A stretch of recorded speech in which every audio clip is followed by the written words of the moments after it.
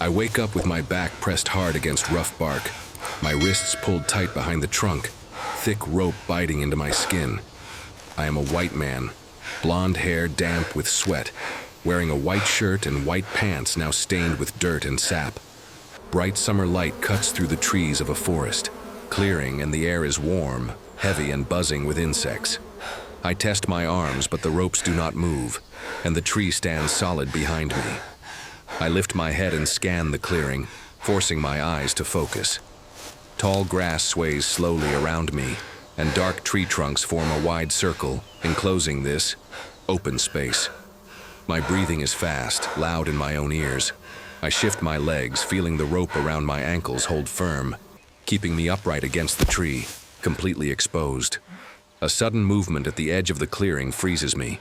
Leaves shake, branches bend, and a large black shape pushes forward.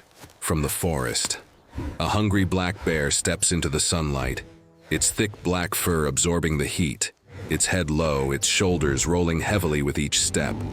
The bear's nose lifts, sniffing the air, locking onto my scent immediately. I try to pull away, but the ropes only tighten, pressing my chest forward. My heart pounds as the black bear moves closer, its eyes fixed on me, its mouth slightly open. I cannot speak. I cannot call out, but my body strains toward the open space as if movement alone could ask for help. The distance between me and the bear closes slowly, and every sound of its breathing feels louder than the forest itself. The black bear advances across the clearing, each heavy step shortening the space between us. I pull again against the rope, harder this time, and the coarse fibers bite deeper, forcing my chest forward and scraping my shoulders against the bark.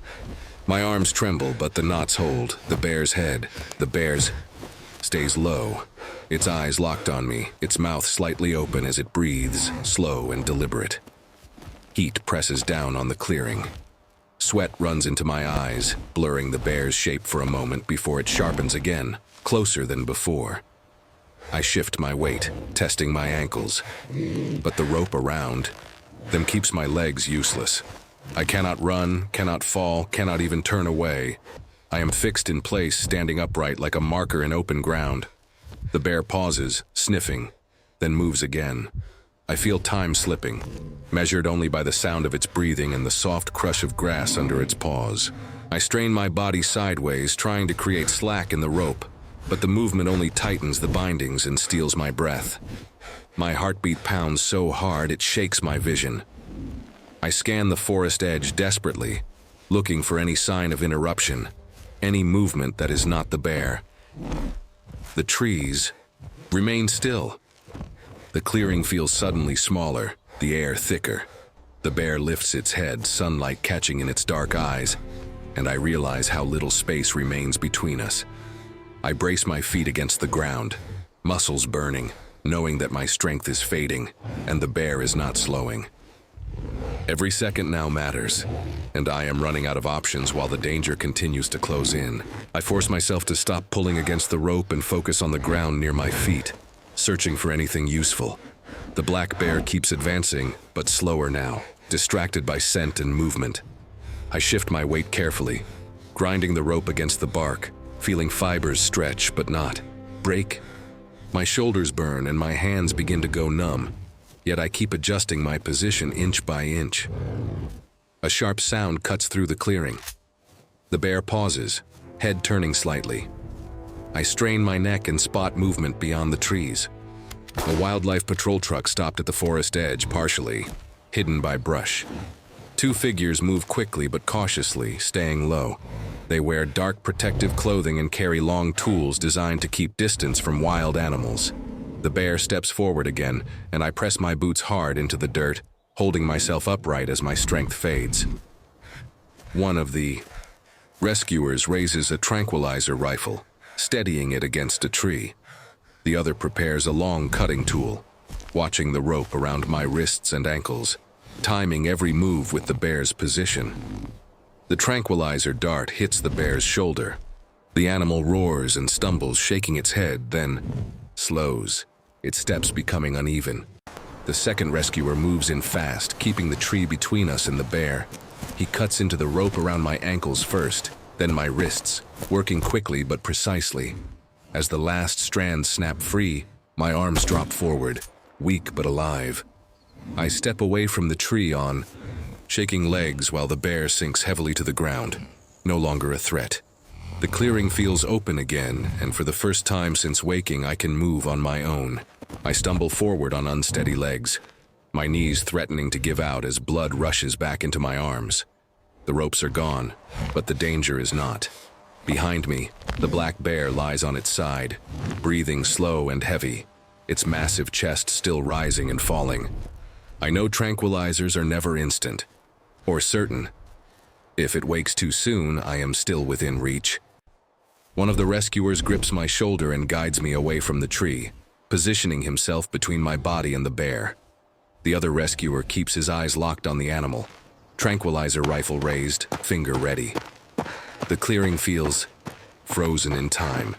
Every movement deliberate, every step measured against the risk of the bear surging back to its feet. The bear suddenly shifts, its claws scraping against the dirt. My heart spikes again. An instinct tells me to run, but my legs barely respond. I force myself to stay upright, following the rescuer's pull, moving slowly, quietly, never turning my back on the animal. The distance between us increases by only a few steps, but each one feels critical. The bear exhales heavily and slumps, its head dropping back to the ground. The rescuer signals firm and precise, and we move. Faster now. I cross the edge of the clearing, stepping into the shadow of the trees, feeling the temperature drop and the tension release just enough to breathe again. Only when I am fully behind cover do I allow myself to stop. I look back once, seeing the bear motionless in the sunlight and the empty tree where I stood trapped. I understand then how close the ending came, and how one correct decision, made at the right second, changes everything. I sit on the ground at the edge of the forest, my back against a cool tree, finally free to rest. My arms are sore, my wrists marked where the rope held me, but I can move them without pain now. The summer light filters softly through the leaves above me, no longer harsh or threatening. My breathing slows, steady for the first time since waking tied to that tree. The rescuers remain nearby, calm and controlled, monitoring the clearing from a safe distance. The black bear lies far behind us, fully sedated, its massive body rising and falling in a slow, harmless rhythm. The danger that once filled every inch of the clearing is now contained, managed, no longer focused on me. I stand up on my own, testing my legs, feeling strength return with each step. My white clothes are dirty and wrinkled but intact, just like me. I walk a few steps deeper into the forest shade, feeling the temperature drop and the tension leave my body. Every movement now belongs to me again. Before leaving, I turn once more toward the clearing. The tree where I was tied stands silent in the sunlight, empty, ordinary. The moment that nearly ended everything is already slipping into the past. I do not need to stay and watch longer. I know how close it came. I walk away guided only by the forest path ahead, carrying nothing but the weight of survival and the clarity it brings. The forest returns to its normal rhythm behind me. I am alive, free, and moving forward, leaving the danger exactly where it belongs behind me.